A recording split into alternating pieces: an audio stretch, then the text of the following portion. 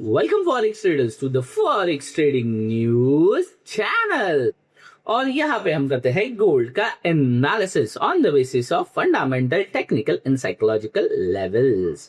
कल market open हुआ था 4850 के आसपास और मैंने आपको एक जोन दिया था अराउंड 4833 से लेके 4850 और आप देख सकते हो मार्केट ने इसी जोन से एग्जैक्ट रिजेक्शन दिखाया है और जहां पे हमने सेल के लिए टारगेट रखा था 4790 के आसपास वो एग्जैक्ट हिट हुआ है। इसके बाद भी मैंने क्लियरली कहा था ये जोन एक रेजिस्टेंस जोन बनेगा। कल की कैंडल में नेगेटिव यानी रेड कैंडल एक्सपेक्ट कर रहा और उसी तरह से मार्केट ने क्लोजिंग दी है अराउंड 4790 के आसपास। और आप देख सकते हैं इसके बाद मेरा क्लियर कल के दिन ही मैंने कहा था कि आज मैं एक्सपेक्ट करूंगा कि मार्केट यहाँ पे सपोर्ट क्रिएट करके ब्रेकआउट देगा और आज के दिन मार्केट क्लियरली यहाँ पे जाता हुआ दिखाई पड़ रहा है। फिलहाल आप देख सकते हो एग्जैक्ट जहां पे हमने रिजेक्शन एक्सपेक्ट किया था मार्केट ने वहीं से रिजेक्शन दिया है और दोबारा मार्केट इसे अप्रोच कर रहा है। इसका मतलब मार्केट यहाँ ही ब्रेकआउट कर सकता है। इससे पहले हम डिटेल एनालिसिस करें, हम देखने की कोशिश करेंगे हमारे पास न्यूज सेक्शन में क्या आज के दिन समझ में आ रहा है। ट्रेड इकोनॉमिक्स की अगर मैं बात करूं तो gold rise on US Iran diplomacy हो, gold climbed back above 4,800 an ounce on a Thursday, recovering from prior session and losses as investors assess the outlook for renewed negotiation and potential long-term peace deal between the US and Iran could help ease inflation pressure।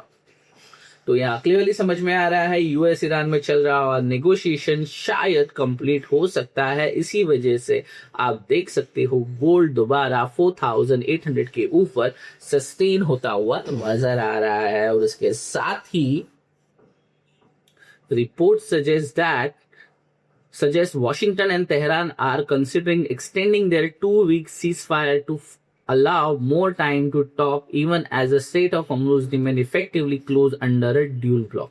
तो यहाँ clearly समझ में आ रहा है Washington के अंदर Tehran consider extending their 2-week ceasefire। सो यहाँ ceasefire बिटवीन तेहरान और यूएस के बीच में बातें हो रही है। Attention is now shifting to possible second round of US and Iran discussion expected to focus on reopening the strait as Iran's nuclear enrichment program। So यहाँ पे रीओपनिंग की बात हुई है स्ट्रेट ऑफ हॉर्मुज की, इसके साथ ही ईरान के न्यूक्लियर इन्रिचमेंट प्रोग्राम की भी बात यहाँ पे हो रही है। Gold has strong support recent weeks and diplomatic progress in the Middle East reduce concern over inflation and possible central bank tightening।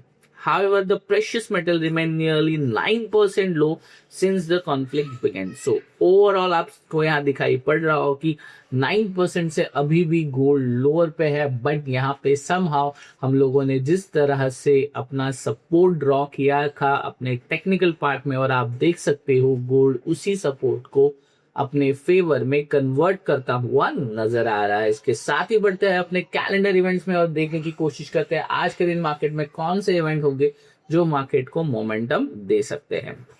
Calendar events के लिए आ गया हूं मैं मेटल माइन की वेबसाइट पे और आप देख सकते हो आज के दिन कितने सारे इवेंट्स हमें येलो जो इसमें दिख रहे हैं, बट इसके साथ ही आप देख सकते हो न्यूयॉर्क सेशन के आसपास मॉडरेट लेवल में कुछ इंपैक्टेड इवेंट मुझे दिखाई पड़ रहे हैं जो 6 o'clock न्यूयॉर्क सेशन स्टार्ट होने के आसपास है। यूएस फिली फेड मैन्युफैक्चरिंग इंडेक्स, इसका फोरकास्ट है 10.3%।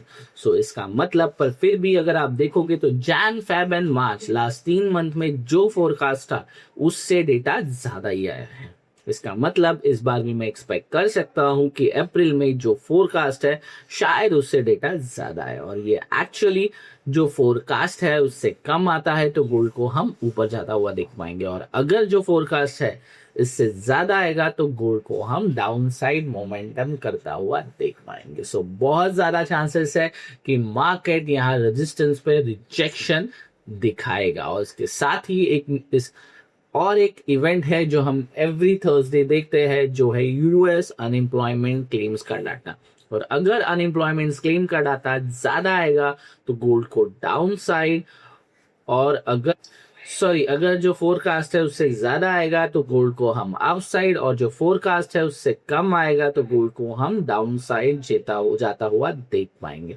अगर अप्रैल इसी मंथ के दो डेटास की मैं बात करूं, यानी दो थर्सडे पास हो चुके हैं, इसके अंदर जो फोरकास्ट था उससे एक बार कम और एक बार ज्यादा आ चुका है। सो यहाँ मिक्स रिएक्शन हो सकते हैं, शायद जो डेटा है उसी के आसपास आएगा या फिर हो सकता है ज्यादा या कम। और अगर ज्यादा आएगा तो गोल्ड ऊपर जाएगा, और अगर यहाँ पे डेटा कम आएगा जो फोरकास्ट है तो हम गोल्ड को नीचे जाता हुआ देख पाएंगे। इसके अलावा यूएस एफओएमसी मेंबर्स की कुछ स्पीचेस यहाँ पे नजर आ रही है, और हमें कोई और इवेंट यहाँ पे दिखाई नहीं पड़ रहा है। सो क्लियर है, न्यूयॉर्क सेशन के अंदर हमें एक अच्छा खासा वोलेटाइल इवनिंग देखने के लिए मिल सकती है। So be careful, plan your trade accordingly, और अगर आप रेजिस्टेंस पे हो और डेटा आपको अच्छा आ जाता है तो यहाँ पर सेल करने के अलावा कोई ऑप्शन नहीं बचता है। सो आज का मैक्सिमम टाइम मेरा सजेशन यही रहेगा, बाय कीजिए, बट कौन से लेवल्स पे ये देखने के लिए बढ़ते हैं अपने टेक्निकल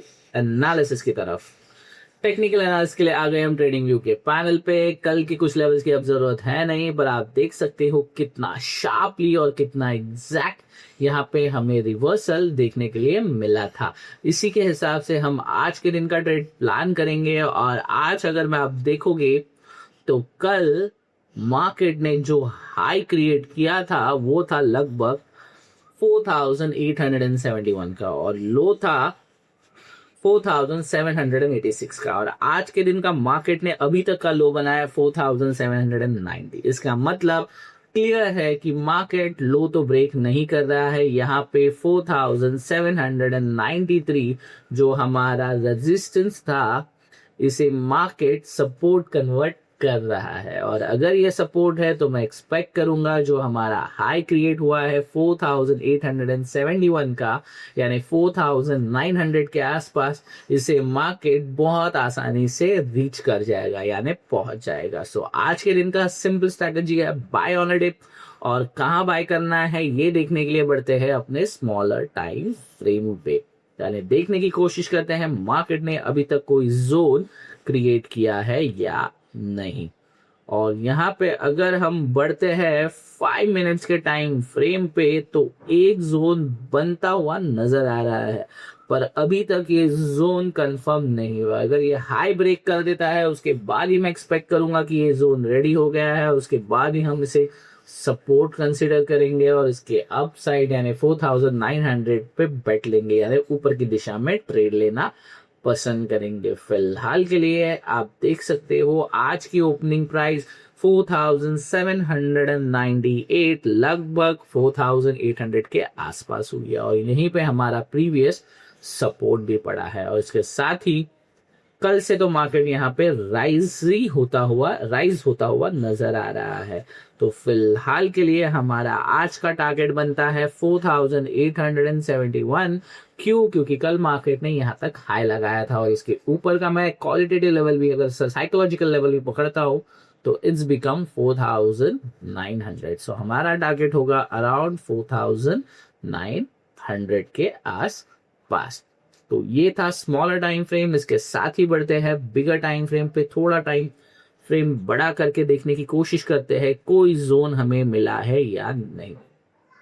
लीजिए ट्रेडर्स, आपको मैंने अभी जोन की बात की थी, और हमारे पास यहाँ पे एक क्वालिटेटिव जोन बन चुका है on the bigger time frame. तो मैं इसी के लिए एनालिसिस यहीं पे करना पसंद करूंगा, इसी टाइम फ्रेम पे, यानी 1 आवर के टाइम पे 4811 से लेके 4836। मेक अ नोट, ये इतना बड़ा जोन है, अगर यहाँ से रिजेक्शन भी होगा तो दोबारा मार्केट यहीं से बिल्डअप करेगा, उसके बाद आपका एसएल बन सकता है 4811 के नीचे। आपकी एंट्री लगभग 20 to 25 to 30 के बीच में होगी, और आपका टारगेट बनेगा 4900 इसके लिए, क्योंकि कल का हाई बना था 4871 के आसपास, यानी 70 के आसपास, और उसके ऊपर का साइकोलॉजिकल लेवल बनता है 4900।